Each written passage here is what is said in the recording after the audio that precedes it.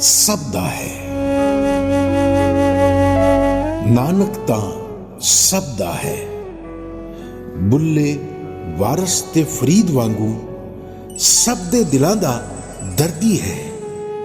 ਨਾਨਕ ਤਾਂ ਸਭ ਦਾ ਹੈ।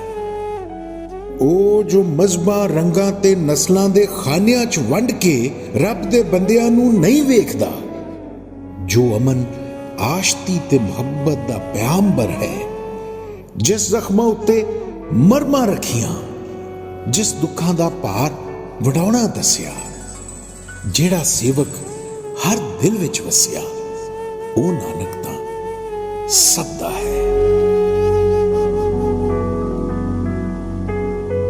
ਜਿਸ ਦੇ ਬੂਹੇ ਸਭ ਲਈ ਖੁੱਲੇ, ਜਿਸ ਦਾ ਲੰਗਰ ਸਭ ਲਈ ਹੈ, ਜਿਸ ਦੇ ਖੂਏ ਹਰ ਕੋਈ ਤਰੇ ਵਜਾਉਂਦਾ, ਜਿਸ ਦੇ ਡੇਰੇ ਹਰ ਕੋਈ ਆਉਂਦਾ, ਉਹ ਬਾਬਾ ਤਾਂ ਸਭ ਦਾ ਹੈ।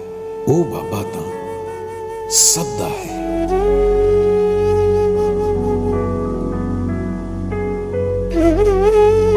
ਉਹ ਜੋ ਬੰਦਾ ਰੱਬ ਦਾ ਹੈ, ਉਹ ਨਾਨਕ ਤਾਂ ਸਭ ਦਾ ਹੈ। ਉਹ ਨਾਨਕ ਤਾਂ ਸਭ ਦਾ ਹੈ।